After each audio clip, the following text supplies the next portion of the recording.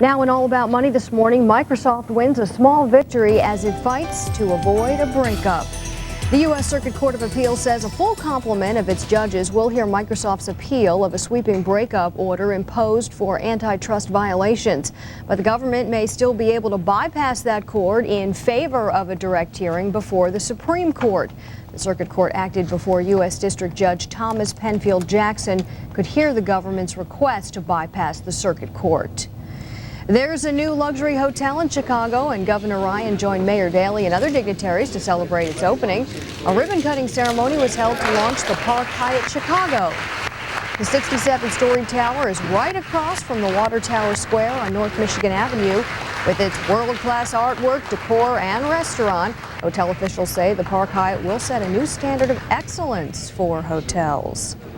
The latest Barbie doll is a big hit with a special community, hearing-impaired girls. The doll signs, "I love you."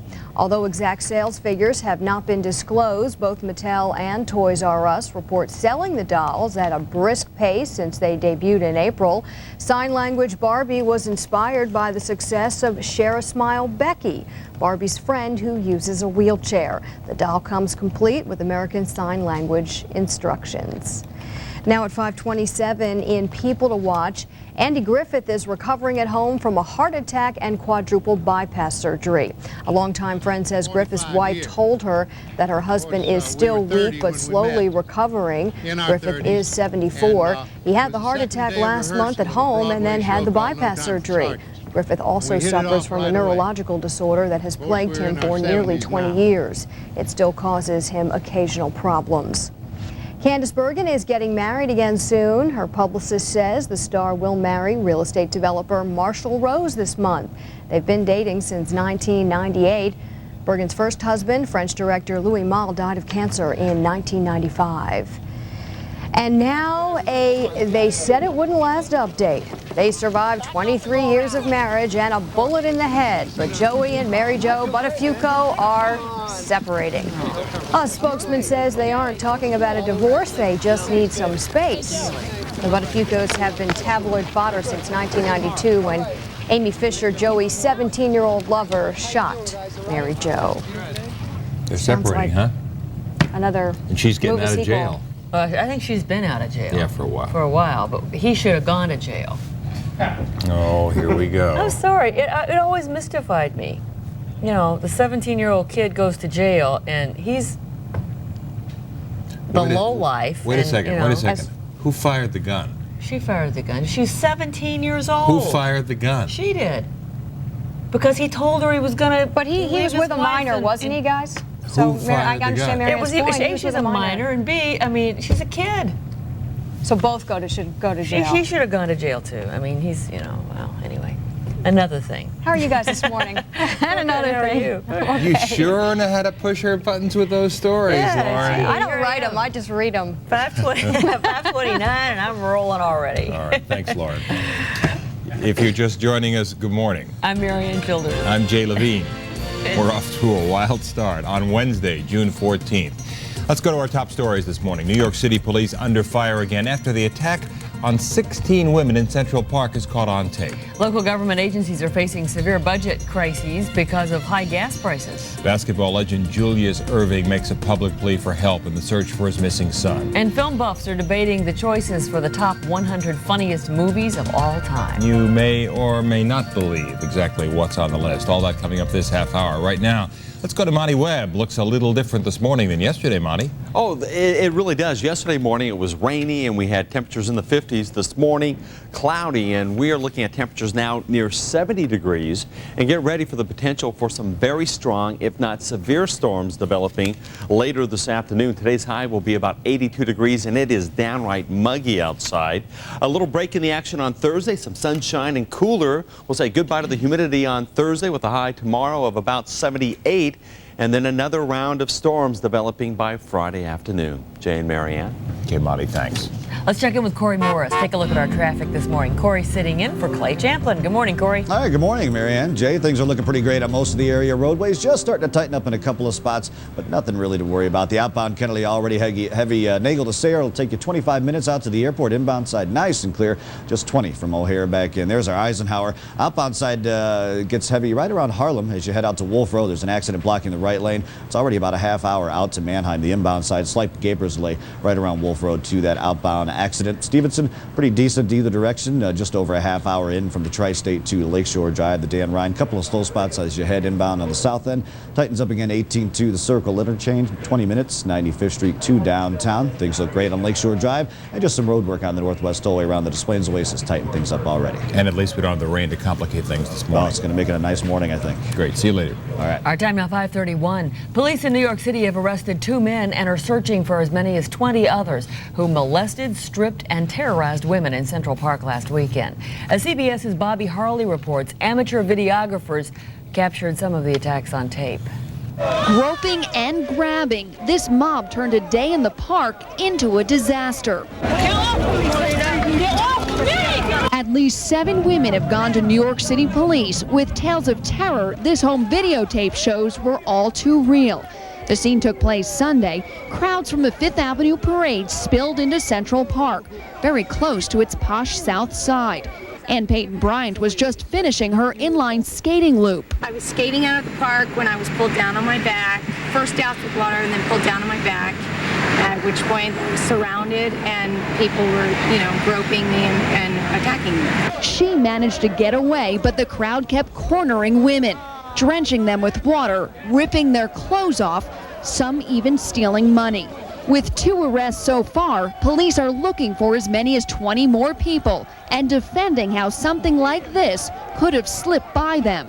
If I put 10,000 cops in Central Park, we couldn't cover every single area of Central Park. But as Bryant tells it, police didn't help at all. And they told me that I could file a report. I told them, that's fine and well to file a report, but can you do something now? This is something happening now. All of it bad news for a city that likes to hang its reputation on its dropping crime rate, especially to visitors. So what's worse, 2 of the women attacked on Sunday were tourists. Bobby Harley, CBS News, New York. Back here in Chicago, closing argument scheduled today in the kidnapping and sexual abuse trial of convicted murderer Robert Capa. He is accused of raping a Bloomingdale teenager after prosecutors say he kidnapped her from Woodfield Mall back in 1996. The attack took place 18 months after Capa was released from prison.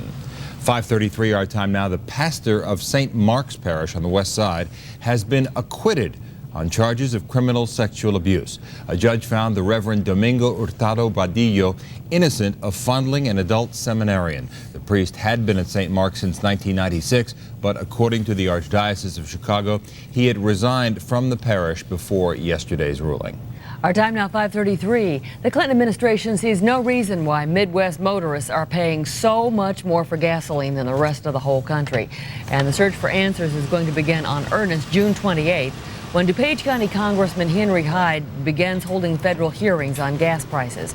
Both Mayor Daley and Governor Ryan oppose Senator Peter Fitzgerald's suggestion for a special session of the Illinois General Assembly to reduce both state and local taxes on gas. But both of them think that the congressional hearing is a good idea. What do you think is going on? I really don't know at this point, but all I know is that the prices are too high and they ought to be brought down. The governor says he thinks the federal government should waive some of its requirements on the more expensive formulation of summer gas and allow refiners to use more ethanol. Rising fuel prices are also having kind of a ripple effect on local governments and many agencies across the Chicago area. The Illinois Department of Transportation is already $1.5 million over budget. Metra, the commuter railroad, says the $21 million in its budget is not enough to fuel its locomotives. The CTA is spending 45% more than budgeted to fuel its buses. Pace, the suburban bus agency, is already $1.3 million over its fuel budget. The state of Illinois motor pool is halting all maintenance, eliminating oil changes, new batteries, and even tires until it can close a fuel cost shortfall. In suburban Naperville, officials say that they may ask taxpayers for more money because the city is now paying 65% more for its fuel.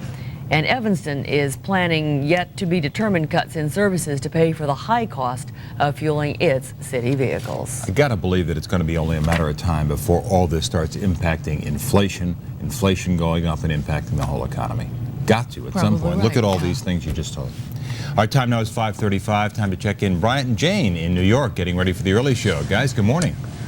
Hey, Jay, Marianne, good morning. As you know, some top secret nuclear weapons information is missing from the Los Alamos National Lab, and officials are outraged. We'll talk about that. Wildfires in Denver, Colorado are threatening hundreds of homes and thousands of acres. We'll talk to Colorado's governor this morning about the situation. Dr. J, Julius Irving's son, is missing. We'll talk about that investigation, graffiti art, and we'll preview the Survivor Series on tonight. On Health Watch, we'll look at the leading cause of death among young people, and we'll talk with chefs past and present when Richard Roundtree and Samuel L. Jackson join us this morning on The Early Show. Jay, Marianne? So, Jane, are you now having some sautéed earthworms on your cereal every morning? Today it's a mud bath, Marianne. They're having mud baths tonight on the Survivor Series. Hey, people pay big money for that mud. Yes, they do. My question is, can you go out to your backyard and get the mud in your backyard and mix it up and No, put it special on your mud. face? Special mud. Special mud. My question is, was that special mud on the island, or did some, did the prop men run in with a special mud? Exactly. It seems like the whole country is fascinated with this program. People are watching it. Every newspaper has it on the front page today. The Chicago Tribune has, like you handicap horse races, they're handicapping the survivors to see who's going to make it to the end. Seriously. Tonight. Well, you and I picked him last week, Rudy. Rudy, I don't think he's going to get the boot tonight. You don't? I really don't. They say Gretchen. They say Gretchen is going to be. Gretchen's going to be the survivor, the one who's going to win it in the end. Oh, she's the truck driver. Yeah. Is she the truck driver? No, she's the homemaker. Oh, she's the homemaker? I think the truck driver's going to do it. We've been focusing on who gets. We've been focusing on who gets bounced, and we think it's either Rudy or Ramona. Tonight. Yeah. Tonight. USA Today Ramona, says probably not ready. USA Today says that the fascination is people like to watch other people behaving badly in public, and that's why everybody likes this program. All they have to do is go to a Cubs game. You can see that. Or we can go to Central Park in New York. Don't start that. Oh, I meant the guy. I meant the guys on the field. I meant the guys on the field. They beat your Mets last night, so let's not get too cocky. My Mutts. Well, my Mutts. I despise the Mutts. Mutts. All right, you guys have a good morning. Don't go there. We'll see you at 7 o'clock. Bye-bye. Bye-bye. Our time now, 5:38. Researchers say it's a sure-footed way for women to cut their risk of stroke. That story is still ahead for us this morning. Then at 5:45, psychologists discover men are repressing their true feelings about some kinds of movies. You're watching CBS 2 Chicago with Marianne Childers, Jay Levine, and Monty Webb. This is CBS 2 Chicago. This portion of CBS 2 Chicago is brought to you by IBEW and NECA. Good morning. We're 20 minutes away from 6 o'clock. Just a beautiful morning in Chicago today. What a difference 24 hours makes. If only it would last. Well, what a difference 24 hours makes and what a difference 12 hours will make. Showers and thunderstorms are moving in by this afternoon. And this morning, we do have some sunshine, and temperatures this morning downright warm and muggy. 71 degrees here at our weather station. O'Hare at 68, Midway at 70, the lakefront now. 72 degrees it is on the breezy side as you walk out the front door today. Winds from the south at 13, and satellite shows a lot of warm air streaming in from the south, and that warm air is just one of the ingredients we need for some pretty strong thunderstorms later in the afternoon. We have this cold front out to the west. That'll be a huge storm maker. We already have some very large thunderstorms over portions of Kansas, Oklahoma, moving into Arkansas. The two forces, the warm air and this cold front, will collide over top of us this afternoon to give us a chance for some severe thunderstorms. We are under the risk, at least a slight risk, for severe thunderstorms later this afternoon into the evening hours. We're talking about some locally heavy downpours and some very gusty winds that could exceed 50, 55 miles an hour later in the day. As a matter of fact, the entire Midwest looking at some pretty nasty weather here today. 73 in storms up in Minneapolis. Same story in Des Moines. St. Louis, a stormy day in 84. Cincinnati, yes, they'll get the storms in 87. All the way to Pittsburgh as well. And here locally, we're shooting for a daytime high of 82 degrees. Let's watch for those thunderstorms to start popping up around lunchtime and then get a little ugly by later this afternoon. 5-day forecast calls for a break on Thursday. More storms on Friday. Ending Saturday morning and then turning partly sunny and much nicer for both Saturday afternoon and Sunday with weekend temperatures into the 70s. Great. Thanks, Monty. Our time now is 5:42. News around the nation this morning. Jurors in Hawaii deliberated for less than 2 hours before convicting a former Xerox copy repairman of first-degree murder in the state's worst mass killing ever. Brian Uesugi gunned down 7 co-workers last November. He showed no emotion as the verdict was read last night. His attorneys never denied Uesugi shot his co-workers, but claimed that he was mentally ill. He'll be sentenced in August to the mandatory sentence of life in prison with no parole. Former NBA star and Hall of Famer Julius Erving is asking the nation for help in finding his missing 19-year-old son. Corey Irving has been missing since May the 28th. He was last seen at the family's home in Florida. Irving says Corey left to run an errand and called to say he'd be home soon but never returned. Irving is offering a $25,000 reward for information leading to Corey's whereabouts. A Senate committee goes behind closed doors today to discuss a bill that would make it a felony to leak classified information to reporters. The Washington Post says the Senate Intelligence Committee has endorsed this legislation, which calls for prison sentences of up to 3 years. Attorney General Janet Reno reportedly will oppose the bill at today's hearing. She and First Amendment groups say criminal prosecutions aren't necessarily the best way to plug leaks. 5:43 our time now, all about health this morning. Taking a short walk every day can greatly reduce your chances of having a stroke. That news comes from a study published in the American Medical Association Journal. Researchers say that women can cut their risk of stroke by up to 1/3 if they take a half-hour walk every day. If you walk 45 minutes to an hour, your stroke risk drops by 40%. A study out of Duke University finds heart bypass patients have a better recovery rate if their surgeons use a newer technique, a technique which involves sewing new blood vessels right into a beating heart. The surgery very difficult to perform. I would assume any heart surgery is difficult to perform. But the study shows that patients who've had it recover up to 5 times faster than those who've had a traditional bypass. Now, if you are one of those guys who says he doesn't like so-called chick flicks, fess up. According to researchers at the American Psychological Association, most guys do like romantic movies. They just don't like admitting it to their buddies. Aww. Julia Roberts. Where do we find these studies? Well, this was the American Psychological Association. Now, they're a pretty reputable group, right? Sure. Mostly women?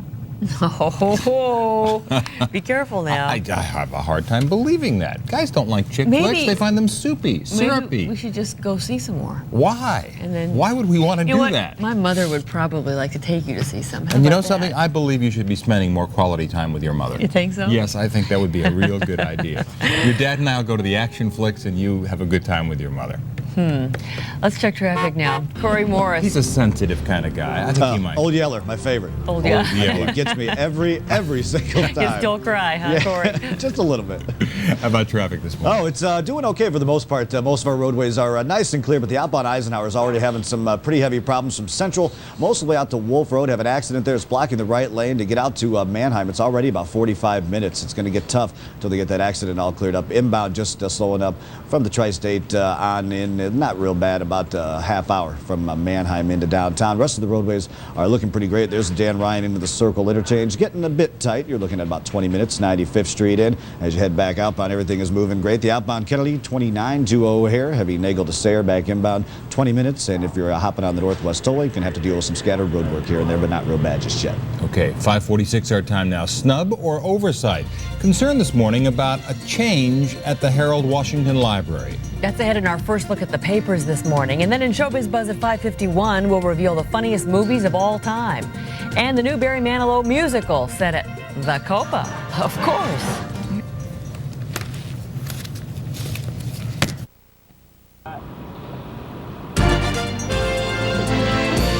Good morning, 5:48. All's peaceful this morning. We go from the Skyline Queen, it's the boat in the center of the picture, to the skyline of Chicago, the greatest skyline in the world. Awfully pretty out this morning. 5:48 is our time. Showbiz Buzz today. What's the funniest movie of all time? Well, we're going to have that for you in just a moment. But first, let's check in with Monty.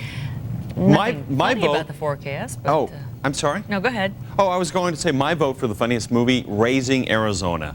I can watch that over and over and over again. You know, I was reading Roger Ebert this morning, and he like that's not on his list anywhere. But I guess a lot of people really love that movie. Where was Caddyshack? It was up in the top 100. Yeah, but it should have been closer to the top. I think it was like 52, 54. That's pretty high lots for of it. funny things happen on the golf course. I mean, you should have seen Joe yesterday. Yeah, but none of them were in Canada. It's funny anytime Joe's on the golf course. Actually, I heard there was quite a couple moments on the golf course yesterday. We had a little morning show tourney. Yes, we had a little tournament yesterday, and the affable Auroran came out the big winner. I wasn't invited. Do you play golf, Monty? Poorly. I find golf actually a waste of time, so maybe that's why I wasn't invited. That's funny. I find weather a waste of time too. Oh, them's fighting words. Then Joe just Joe nod woke off. up. Joe, nod off again like you do quite often in the control room, and everything will be fine. We'll be over in just a minute. 68 degrees Still now at hasn't Aurora. learned not to pick on the director. At O'Hare, 68 now. Morning temperatures near 70 degrees. Very warm and muggy outside, and then we even have some sunshine now. You combine the sunshine, the heat in the afternoon, and this cold front moving in. Perfect ingredients for a stormy afternoon. Some of those storms could be very strong, if not severe, gusty winds, some damaging wind, locally heavy rainfall, and a daytime high of 82. Here's a look at that 5-day forecast. A break in the action tomorrow, 78 degrees. More strong storms developing Friday afternoon at 81. And then Saturday, a few leftover showers early in the morning, and Saturday afternoon and Sunday looking pretty decent with some sunshine and temperatures in the 70s. And Joe, I was just kidding. The director always has the last laugh, you know. According to the American Film Institute, what's the funniest movie? Well, it's the 1959 Billy Wilder comedy, Some Like It Hot. AFI voters chose from a list of 500 nominated movies to come up with the 100 funniest. The rest of the list, released last night in a CBS special, looks sort of like this. Tootsie at number 2, followed by Dr. Strangelove, Annie Hall, and Duck Soup. Rounding out the top 10, Blazing Saddles at number 6, followed by MASH, It Happened One Night, The Graduate, and Airplane. I don't know. Cajafol. I mean, that was really, really funny. Right. Caddyshack, really, really Well, they're all funny. probably on the list. They're just not in the top 10. We're talking about of all time. Well, I understand that, but you know, those that should have been closer to the top, don't you think? I mean, what about you? Caddyshack? Yeah, well, that's a classic. Caddyshack is a classic. Well, I guess for some people. For the millions and millions of golfers out there, Caddyshack's a classic. I mean, what did you like? Did you like anything on this list? I think. You think it was a good I choice? don't know how you could pick the funniest. Humor is such a, sort of What makes you personal. laugh? Well, Besides things that I do. many things you do. We'll leave it at that. Did anybody find Hellbound Hellraiser 2 funny? No, I haven't seen that one, Joe. Okay. You probably have it on video, though, Yeah, right? get back to me after I'll loan you the tape. That's not one of the chick flicks we go to all the time. Enough of that. 5:52, we all know the song, the Barry Manilow Grammy-winning hit from 1978 about the showgirl named Lola who had yellow feathers in her hair and a dress cut down to there. You know the song. Well, now Copacabana is a new Broadway musical. No kidding.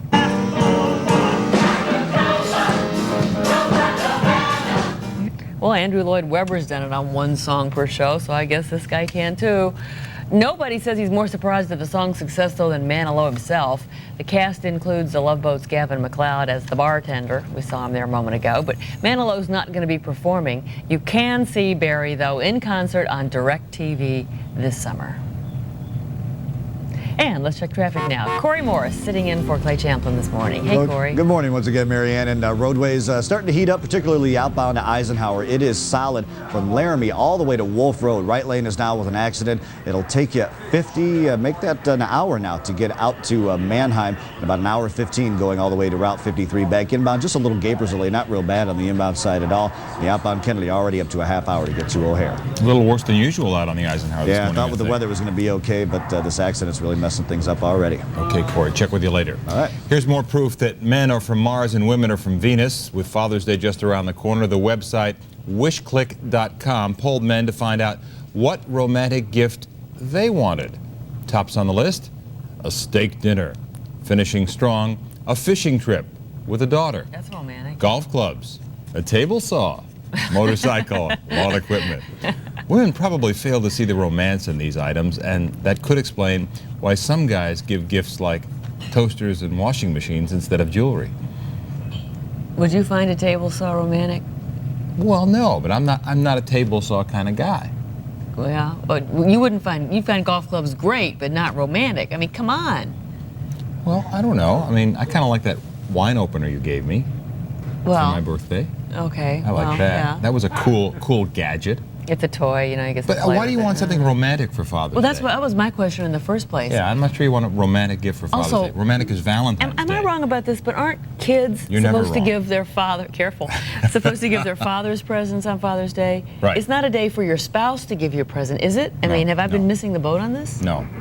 You mean I'm supposed to buy you a present? Yes.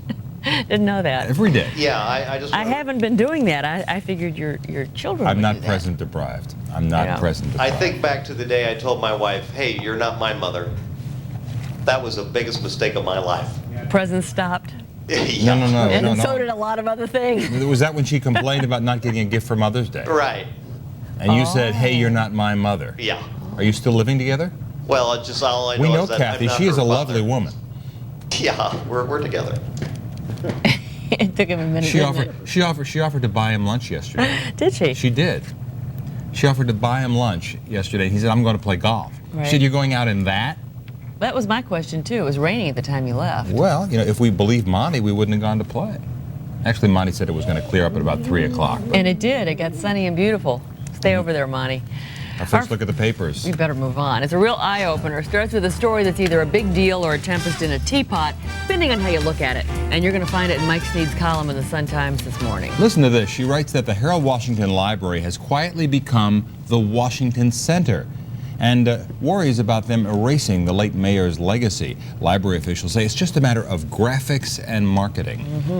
Well, Tribune marketing guru George Lazarus has a delicious little scoop this morning about cheesecake. And not just any cheesecake. Frango mint cheesecake. Fields and Eli's are teaming up. Now at least one Frango product is made here in Chicago, or will be. Well, Sammy Sosa's leaving Chicago would be good news for at least one Chicagoan, according to the Daily Southtown's columnist Phil Cadner. He writes that Sosa to New York. Oh dear, have I missed the Southtown? There it is. Sorry, Phil. He writes that Sosa to New York is a trade Jerry Reinsdorf would love. It's something he'd do too. After all, who else finds a way to fill half a stadium while featuring the best team in the American League? And now to USA Today, featuring Survivor again on the front page. They're trying to explain why the show's so popular. One explanation: public displays of bad behavior fascinate us. Well, the show sure seems fascinating to newspaper editors. Just check out this morning's Tribune Tempo section, for example. Let's see. There it is. It's down on the corner, bottom corner. Where's right it? there, Okay, there it is. right there. All right. It's got the odds on the remaining survivors. The favorite to go all the way, Gretchen, who they call friendly and resourceful, followed by Jenna and Susan. So they think a woman's going to make it. Woman is going to be the survivor, which might not be what you expect. Actually, because it'll be determined not by who is good at surviving, but who is good at getting along with people. Yeah, who has the best social skills. That's why I was a little surprised when Sonia got axed at the very beginning, because she kind of had like the wisdom and the knowledge and the insight and the perspective to But they apparently don't like handle the older people there. Although the favorite, Gretchen, is 38, and she's kind of in the middle. Is that old? Well, that's old for this group. No, it's in the middle. I said it's in the middle. Okay. It's not 22 like the other two favorites. Our time's 5:57. Monty's forecast next at 6 o'clock. We'll also check our top stories this morning, including a tragic mistake as the wrong organ is sent to an Illinois man waiting for a transplant. More flooding problems along the Wisconsin-Illinois border as a swollen dam breaks. We've got new information about what happened in the moments just after actor Patrick Swayze crash-landed this plane. And we'll show you where you can visit the Amazon River without leaving Chicago. This portion of CBS 2 Chicago is brought to you by Jeep. This is CBS 2 Chicago. And good morning to you on this Wednesday morning, June 14th. I'm Marianne Childers. I'm Jay Levine. Coming up on 6 o'clock this morning, or just a bit after, our top stories today. Severe flooding continuing in the northern part of the state this morning. A mislabeled transplant organ cost an Illinois man his life. A vote at the Park District Board today could give dog owners more places to take their pets. And we'll give you the first look at a new exhibit opening to the public this weekend at Chicago's Shed Aquarium. That and more, but first, these thunderstorms around threatening to send the whole area into looking more like an aquarium than a city. Yeah, we could see some very strong thunderstorms later this afternoon. This morning, though, we have a nice little break, even some sunshine. It is warm and downright sticky outside. Morning temperatures near 70. By noon is when I think we'll start seeing the first showers and thunderstorms develop. 77 degrees at lunch. And this afternoon, the pretty decent chance for some very strong, if not severe, thunderstorms, locally heavy, quick downpours, and some damaging winds not out of the question here. And a daytime high of 82. Tomorrow, a break, then more storms by Friday. All right, thanks, Monty. 6:02 is our time now, and we begin with some big problems for a couple of towns in northern Illinois caused by a levee that broke in Wisconsin and caused an awful lot of flooding.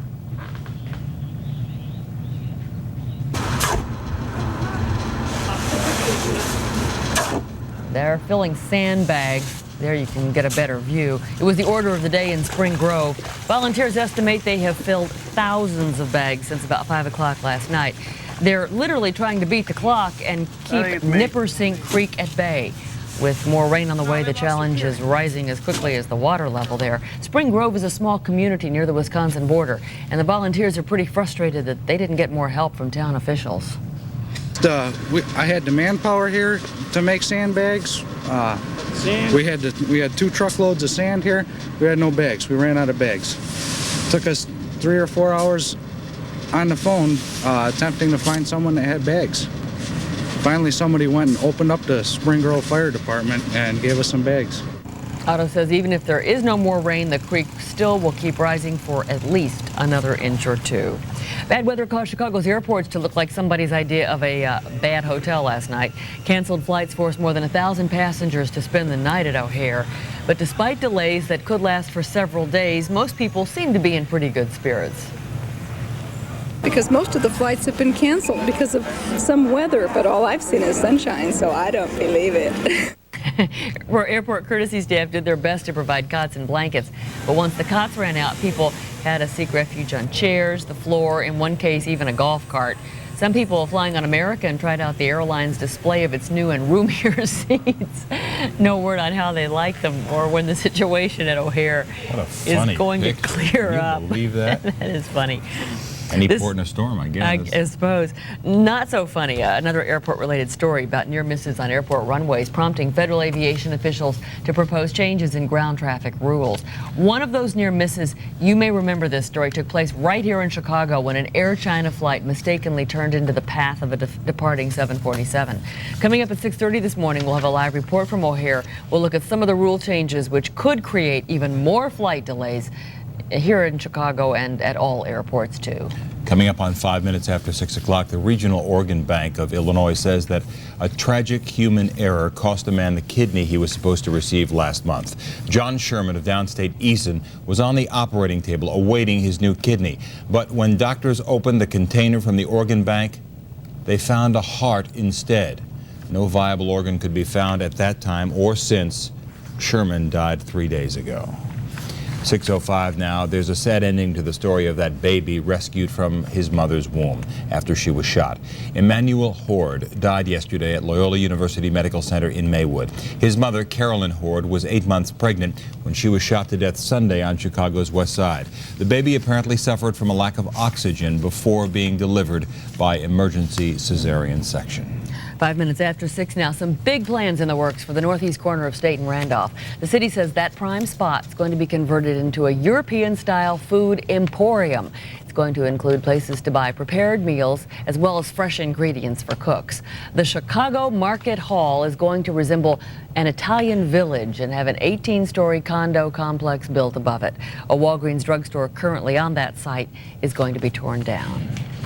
The Park District Board is set to vote today on whether to allow dogs on all of our city beaches.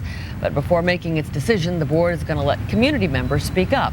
It's possible that the dog issue will not pass, but the board has the option of making all of the beaches dog-friendly or simply designating a couple of them. We want to take a moment this morning to tell Tim Weigel that we are thinking about him. Tim will undergo brain surgery this weekend. We spoke to him yesterday. He's in high spirits and no doubt entertaining everyone on his floor at Rush Presbyterian St. Luke's. We look forward to having him back with us soon and getting our pal back on the golf course too. Yeah, that's why I wore this jacket. I mean, Tim wasn't here to wear a bright jacket today, but see, Tim has one that's brighter than this. Brighter actually. than that. Yes, I can't keep up with him. Yeah. I wonder if they brought in some new hospital wear for him. You can't see Tim in one of those drab gowns. Designer duds? Yeah, exactly. 6:07 is our time now. Coming up at 6:15, a new push to find out what students need and how to give it to them. State Superintendent of Schools Max McGee will be here to tell us about a series of school meetings he's taking part in. Then at 6:11, the plot thickens with Patrick Swayze's emergency landing. Remember that? Well, now police want to know if the actor had booze on board. In All About Money this morning, from domestic diva to ruler of the world, Martha Stewart expands her horizons. Oh, that's a scary thought. And believe it or not, you don't have to go too far to experience the wonder of the Amazon River. At 6:22, you're going to see why you don't even have to leave town. You're watching CBS 2 Chicago with Marianne Childers, Jay Levine, and Monty Webb. This is CBS 2 Chicago. 6:11, 71 degrees already this morning, moving nicely at O'Hare in contrast to the people sleeping on the benches last night due to weather delays. And look at this. I think this looks pretty good. Rowing on the Chicago River this morning. Very calm. Just the first of a lot of things we're going to see on the riverfront and along the shores coming up in the next couple months, actually. Let's check in with Monty, take a look at what's in store. Off to a great start, but I think it's going downhill. Yeah, beautiful start, kind of a rough finish. If you have anything to do outside, do it early this morning. Morning temperatures near 70 degrees, very humid outside. By noon, we'll start seeing the first showers and thunderstorms develop. By early afternoon and through the evening hours, we could be looking at some very strong thunderstorms, maybe even some severe weather, a daytime high of 82 degrees for us. And here's the 5-day forecast. The break in the action on Thursday, more storms Friday evening, Saturday morning, and then by Saturday afternoon through Sunday, mostly sunny and weekend temperatures in the 70s. I think we see the end in sight there. News around the nation now, 6:12. Word this morning that actor Patrick Swayze may have been carrying a bottle of wine and as many as 30 bottles of beer on board his small plane when he was forced to make an emergency landing in Arizona earlier this month. Police say some construction workers were near the crash site, and they have now admitted carting away the wine and the beer bottles, 10 of which were empty. Swayze had told police he'd not been drinking. Authorities say that by the time Swayze showed up, though, it was too late to administer a blood alcohol test. According to a recent TV special on Swayze, in the late 1990s, he acknowledged a serious drinking problem and at one point admitted himself into a rehab program. Wildfires continue to rage out of control in several areas of Colorado this morning. Governor Bill Owens has declared emergencies in 3 counties. Officials say the Colorado fires are just the latest in what they're calling the worst start of the fire season in this country in 4 years. A student in the graduating class at one Texas high school had a rather unique way of showing her assets. Delight Frazier shed her gown and made quite a statement during the Natoma High School graduation. Frazier says she streaked the crowd because she wanted her fellow students to always remember her. She drove home wearing nothing but her cap and her smile. Not everybody thought the stunt was so funny, though. Frazier could be facing charges. I'm not sure what they would be. Perhaps indecent exposure? Yeah, something like that. 6:14 our time now. All About Money this morning. The stock market moves from fractions to dollars and cents. By next April, all stocks traded on U.S. exchanges must be quoted in dollars and cents rather than fractions. It really gets me when they say like 14 and a 16th and they call them teenies, up a teeny. So instead of a price of 10.5, it'll be 10.50. Federal regulators announced the change yesterday. They say it brings U.S. markets in line with overseas programs, and that'll save $3 million a day. I don't know how, but they say it will. Domestic diva Martha Stewart says her company's in talks about expanding into Germany, England, and Japan. Stewart already produces a daily TV show, publishes books and magazines, operates a mail-order business, runs on the internet service, and annoys her neighbors. And here's something Martha probably already knows. The most popular colors for refrigerators. In the industry, they're called white goods, but consumers these days aren't interested in white refrigerators. The most popular shades? Almond, black, biscuit, and stainless steel. In fact, stainless steel refrigerators sell extremely well, even though they cost a lot more than the white ones. There's a Miss Stewart for you? I don't think so. Sorry. Wrong number. Let's check on traffic. Corey Moore is standing by to get us out of the hole here. Yeah, don't get on Martha Stewart's bad side. That is not. Yeah, boy, next time. Don't mess with Martha. Just wait till he places his monthly catalog order. Yeah, exactly. There's a red flag waiting right there. I'm sure they're waiting for my order. Roadways this morning getting kind of tough for us, particularly on the outbound Eisenhower. It is already about an hour and 10 minutes just to get to Mannheim. It is heavy from Costner all the way out to Wolf Road. Have an accident off on the side of the roadway for heading all the way out to Route 53. About an hour and a half for that trip. Back inbound is going to tighten up approaching that accident scene. And as we look at the Northwest Tollway, things are great, but there are some problems around busing the Des Plaines Oasis as you travel through some road work, but really not too bad just yet. Okay. Corey, thanks. All right. Our time now is 6:16. The State Board of Education is kicking off a series of what they're calling schoolhouse meetings in Chicago today. Illinois Superintendent of Education Glenn W. Max McGee is traveling the state to collect ideas on helping students do better in school. He joins us here this morning. Good morning. Good morning, Jay. Good morning, Marianne. How did you get the nickname Max?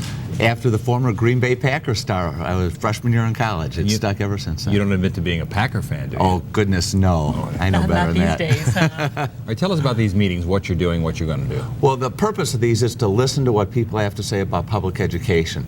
The State Board of Education has recommitted itself to supporting innovations and improvements in local schools. And we need to get out and listen. In fact, we're going around the state. I'm going to be down at Revis High School today, and we're moving on to Effingham, Vienna, East St. Louis, and we'll be back in the fall for another series of 12 meetings. You know, sometimes we find in this business when you say to people, like, what would you like to see on television? You know, they all say, oh, McNeil Lair, but in fact, they're watching Survivor or the Beverly Hillbillies reruns, you know. So sometimes people, they kind of say one thing, but what they really kind of want or need is different. It's something different. And what we need to do is just get out and listen to what people have to say and start some dialogue. We had about 100 people over in Dixon our first day. We had 140 yesterday. I'm getting all kinds of ideas, getting a lot of questions about funding, about special education, about the assessment tests. And I think people, when you're talking about your kids, you're talking about your most precious possessions, you know, God's gift to us, and so it is bringing people out, and they want the schools to get better, and we're there to help them get better. Are you hearing things that are surprising you, Max? Not any real surprises, just the intensity. Talking about the needs for funding change out in southern Illinois and central Illinois. The need to balance special education and regular education needs, and concerns about, you know, what can we do to teach the standards better in the schools, and a lot of interest in that, interest about the learning standards. So talking about standards, there's been a lot of controversy lately about that ISAT test that Chicago schools don't like very much, they say it's not fair, not fair to inner city students. What are you going to do about that? Well, we first of all, we're keeping the test consistent. We have reading, writing, and math at 3rd, 5th, and 8th grade. We'll be giving the test in April this year. We have a 4-week window. In fact, Paul Vallis and I had breakfast Friday, and he even bought. So I think we're back on the same page, which is a good sign. We start the high school testing this year for all juniors. We're going to announce that next week.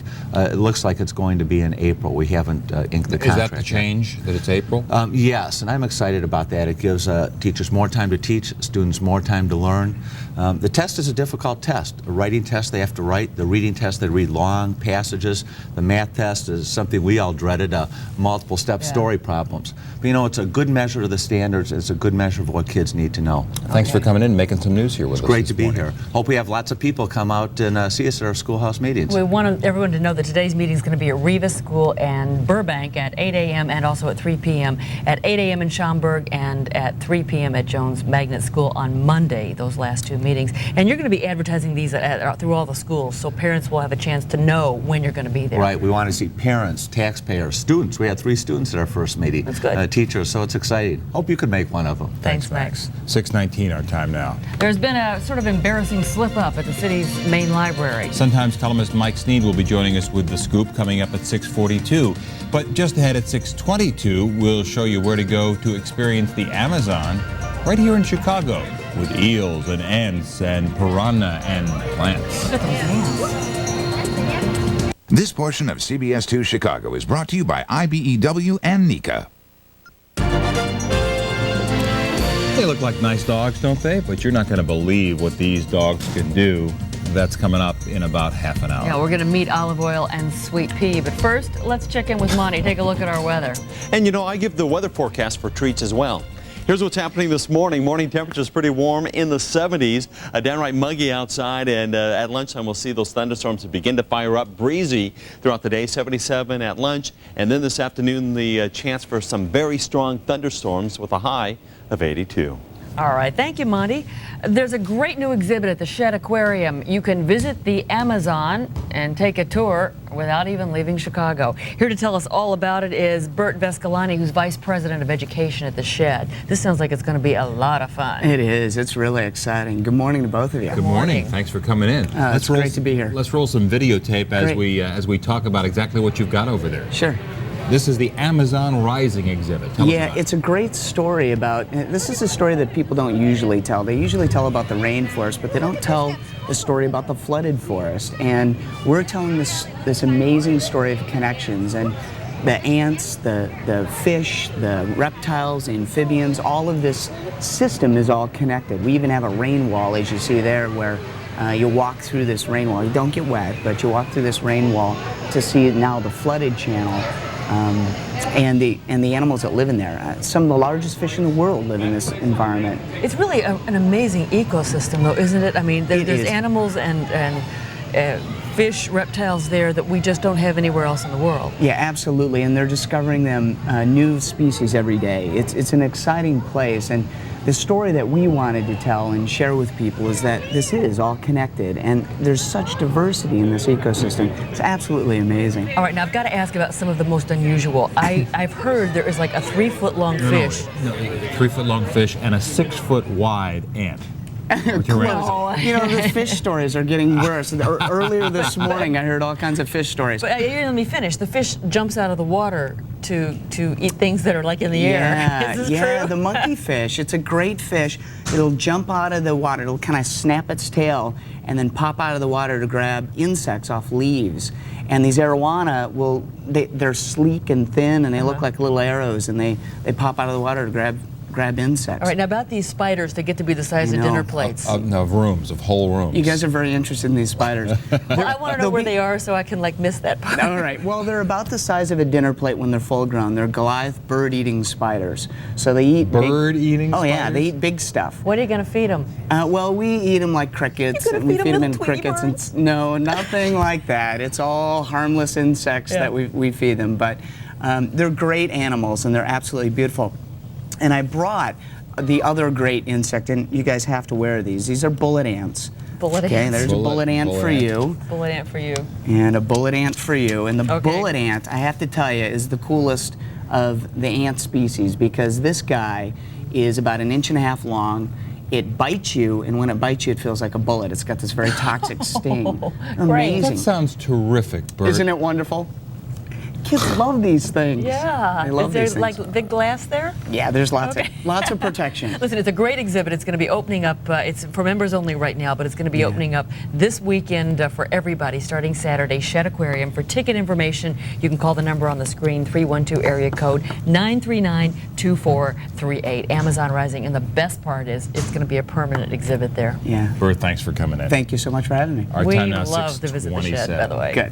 All right, yes. Well, Walk in the Park turned pretty dangerous for more than a dozen women in New York City. Those among the top stories we have for you when we come back. We'll show you what happened when a crowd of men went on a rampage in Central Park.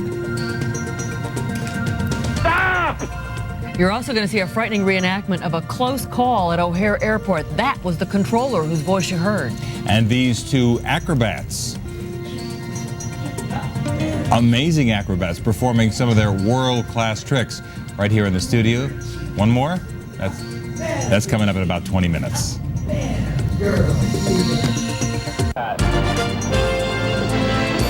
Good morning to you. 6:13 is our time this morning on this Wednesday, June 14th. I'm Marianne Childers. And I'm Jay Levine. Top stories this morning: an increase in close encounters on the nation's runways could force policy changes and flight delays. Rising gas prices are creating severe budget crises at local government agencies. Chicago police discover a stash of weapons, including one apparently aimed at the new police headquarters. And some world-class acrobats of the four-legged variety are in the studio with us. They're going to give you a preview of a traveling vaudeville show. All that packed into 1/2 hour. First, let's start with Monty. He's got our forecast this morning. Hi, Monty. Well, good morning. We'll start things off here this Wednesday morning with a very warm morning. Also on the muggy side as you walk out your front door. Strong storms developing by early this afternoon. Some of them may produce some damaging winds and some locally heavy downpours. A break in the action tomorrow and a little cooler. Today's high 82, tomorrow upper 70s. And then another round of storms heading our way by Friday afternoon. Jay and Marianne. All right, thanks, Monty. 6:32 is our time now. Airline pilots are refusing to perform a controversial landing procedure, and local air travelers are experiencing more delays at O'Hare because of it. The procedure is called land and hold short. It's when two planes land and take off at the same time on intersecting runways. The landing planes stop short of the intersection while the departing plane takes off on the other runway. Air traffic controllers say 50 to 75% of pilots are refusing when they're asked to perform the procedure. Well, federal safety officials say there are too many near misses on airport runways, and new technology designed to prevent near misses isn't ready yet. So they're proposing changing the ground traffic rules at airports. Let's get some more on that from CBS 2 Chicago's Lauren Cohn. She's joining us from O'Hare this morning. Good morning, Lauren. Good morning, Jay. Good morning, Marianne. These recommendations coming from the NTSB. It was yesterday that board members watched these very frightening recordings, reenactments of very close calls on the runways, including one right here at O'Hare. They are near catastrophes that few ever see. Close encounters almost daily on the nation's runways. 320 last year alone. So the National Transportation Safety Board matched control tower tapes with animation to illustrate the danger. In Providence, Rhode Island, a United Airlines jet strays onto the wrong runway. Somebody just took off. United 1448, you shouldn't be anywhere near Kilo. Hold your position, please. Just stop. Or at O'Hare, when an Air China flight mistakenly turned into the path of a departing 747. Stop! At the hearing, safety officials saw that an early version of a new computer warning system being developed by the Federal Aviation Administration only gives controllers 6 seconds to react. Staff believes that even with double the warning time, it would not prevent this type of incident. So until technology is ready, the NTSB wants airports to change ground traffic rules. Right now, pilots can cross active runways unless advised to wait. Under new rules, pilots would stop at each intersection and wait for control tower permission to cross. At night and in bad weather, departing planes would no longer wait on the same runway where other aircraft are landing.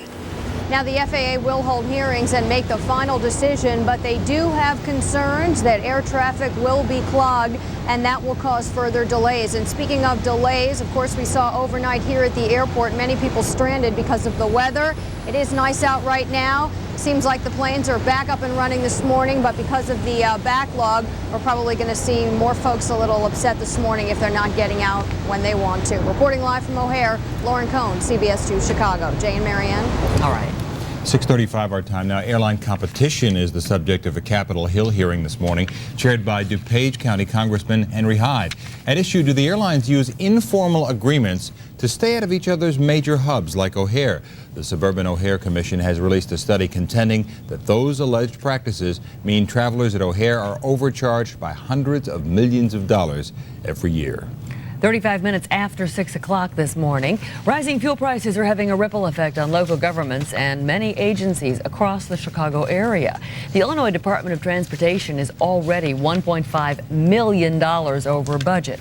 Metra, the commuter railroad, says $21 million in its budget. It just isn't enough to fill up its locomotives. The CTA spending 45% more than budgeted to fuel buses. Pace, the suburban bus agency, is already $1.3 million over its fuel budget. The state of Illinois Motor Pool says that it's going to halt all maintenance, eliminating oil changes, new batteries, even tires, until it can close a fuel cost shortfall there. Suburban Naperville officials say they may ask taxpayers for more money because the city is now paying 65% more for its fuel.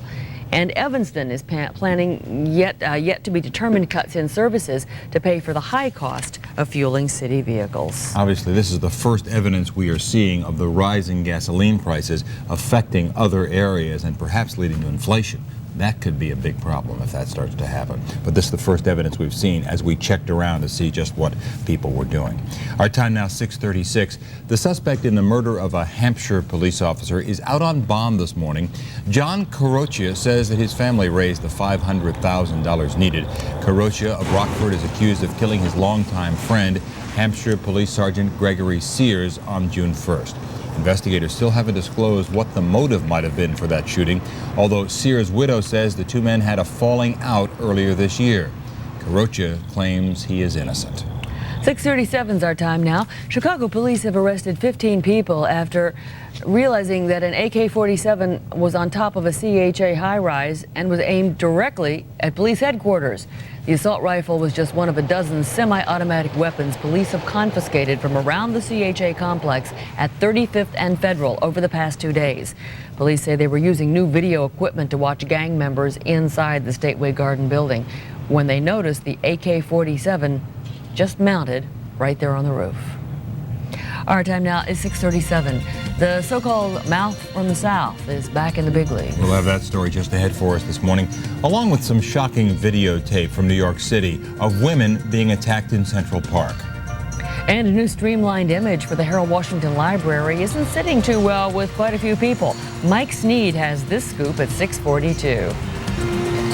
This portion of CBS 2 Chicago is brought to you by the betting experts. Good morning. 6:40 is our time.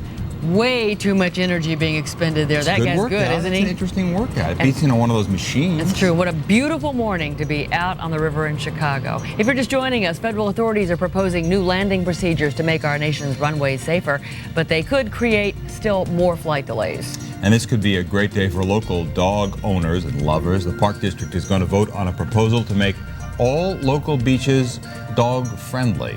Some of the top stories we're following. Now let's take a look at the weather with Monty. Well, good morning. It is warm outside. Morning temperatures already near 70 degrees for most of us. On the muggy side as well, 67 at O'Hare, 70 at Midway. The lakefront now at 71. Also, winds will be increasing throughout the day. Now they're from the southwest at 6. Look for them to be gusting up to 25 miles an hour this afternoon, and even stronger around some thunderstorms. A lot of warm air racing up from the south. That's why it's so warm and humid outside. Now that's one ingredient for some storms. Second ingredient is this cold front out to the west, already producing some very strong storms in portions of Missouri, Kansas, as well as Oklahoma City. This cold front will be racing our way by early afternoon, and when it collides with that warm air, we do have the risk for some severe thunderstorms later in the day.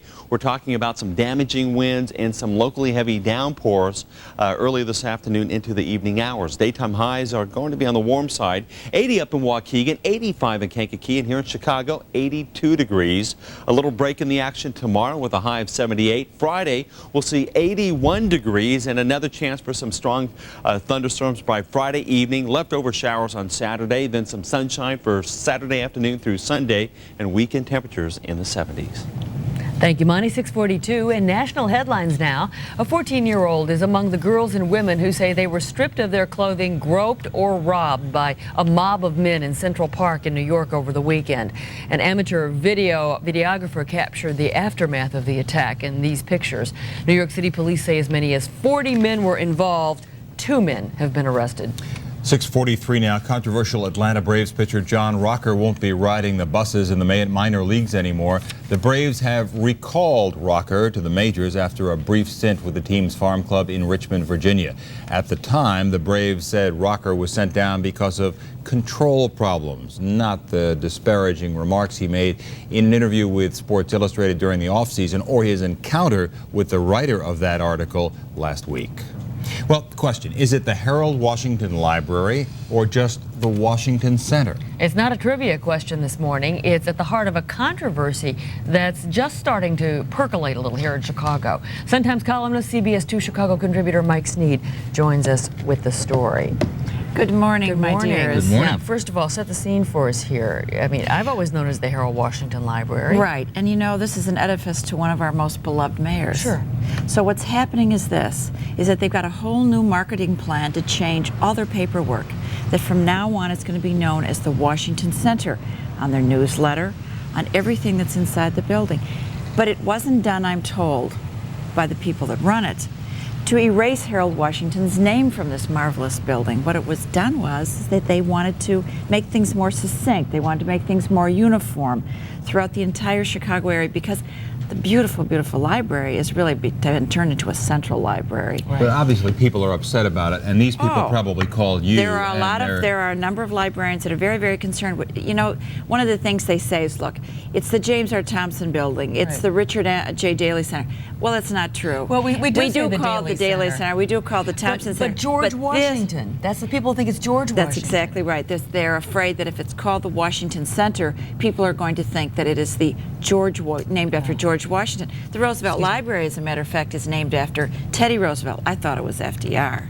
So, you know, it's one of these things where what I call it is an incredibly stupid gaffe. Somebody wasn't thinking. You don't take Harold Washington's name off of it. It's a flashpoint in Chicago. It's an absolute flashpoint in Chicago. I don't think it was done intentionally to hurt anybody, but I don't think it was a very smart move. Maybe they were just assuming that everybody would know. I think that they may have been, but you know, when I called them yesterday and talked to them about this, they were very open about it. And they said, oh no, we're not doing this for this reason. But they were open about the fact that the plans were to change everything. And they've changed the stationery already, you said? The newsletter has already been changed. I have a copy of it. It says the Washington Center. All the other stuff was going to be changed within the next few weeks. And your bet that that's going to be on hold and the newsletter is going to be changed back? I have a certain bet that things are going to change very, very rapidly. I talked to Jane Carr Thompson, who is chairman of the board of directors, and she said, let me look into this. It sounded like, and she said she knew nothing about this, so we're going to see what happens. So read my column tomorrow and we'll know. Well, obviously you got big play today. Your picture right up at the top, along with our good friend Tim Weigel at the top of the page. Tara, I hear you're wearing this. Well, yeah, I had to wear the brightest thing I own today because, you know, Tim would I thought always, I'd wear a little Tim's bright not here too. to wear it today. Although I told Jay, Tim has one that's much, much brighter than this. He's so dear. I'm sure everything's going to be okay, Yeah, we're all but what a thinking about it. scare. Well, we talked to him yesterday, and he sounds like there was lively times on the hospital floor. Oh, I there. bet. Yeah. Is he wearing really flashy pajamas? Well, that's Do we what know? we talked about. That's what we talked about. We can't see Tim in the ordinary hospital gown. I mean, just doesn't fit. Well, first, I don't think Tim would like the style. I still think Tim's one for open back gowns. He needs some designer duds. So, well, I'm wishing him my very best. yeah, we are As too. we are. Thanks, Mike. Our time now 6:46. We're going to check the morning's top stories in just about 3 minutes. Then it's vaudeville with plenty of bark to its bite. We'll tell you where you can see olive oil and Sweet Pea before more of their. Oh no! In the box. What are you doing in there? What are you doing? Sweet Pea! Come on, let's go. Get out. Hurry. Okay, now she's ready. Sweet Pea! Come on! More coming up. Let's go. Come on, get out there. This portion of CBS 2 Chicago is brought to you by Honda. Real-time closed captioning on CBS 2 Chicago is made possible by Jiffy Lube, Chicagoland and Northwest Indiana's favorite oil change. At 10 minutes before 7, let's check out some of our top stories on this Wednesday morning. Volunteers are busy filling and placing sandbags along the Nippersink Creek in Spring Grove, just south of the Illinois-Wisconsin border. A levee in southern Wisconsin broke, sending the creek rising to dangerous levels.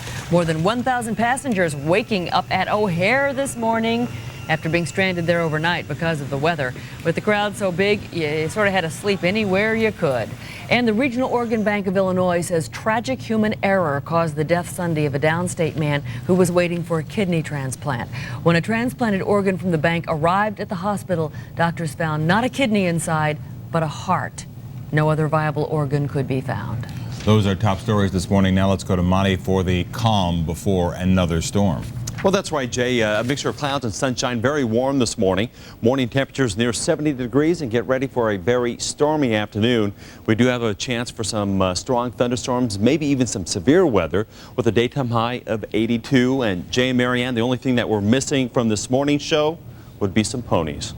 Just about, because we've sure got the top dogs in their field, and boy, these animals have the moves to prove it. Joining us now, Olive Oil, Sweet Pea, and their trainer, Alex Popeye Rothacker, all from the vaudeville show at Joliet's Rialto Theater. We know they have a great organ, but we didn't know they had these kind of dog acts this morning. Alex, good morning. Good morning. Or we should say Popeye. We didn't know why the dogs are called Olive Oil and Sweet Pea, but Popeye is obvious. Yeah. Right. Nice to have you here this morning. What can they do? We'll show you a bunch of tricks. I'll start off by showing you some jump rope. She'll do some jump rope. You're going to jump rope? No, I'm going to spin. My two daughters and my wife are going to. You brought able assistants with you. Stay. Okay. Stay. Okay, we'll start with nice and 10. Okay, Allie, look at me. You guys, everyone ready? Here we go. Let's go. 1, 2, 3, 4. Let's go. 5, 6, 7, 8, 9, 10. There you go. Good. Okay, good girl. A real family. We also have another dog that I'll show you. Do a couple little tricks. Okay. Sure. This is Sweet Pea, right? Yes, this is Sweet Pea. Okay. Sweet Pea, come on, let's go. Here. This is Sweet Pea. She's approximately 20 months old. I can show you a couple of little tricks. Okay. She can do a bunch of different little things.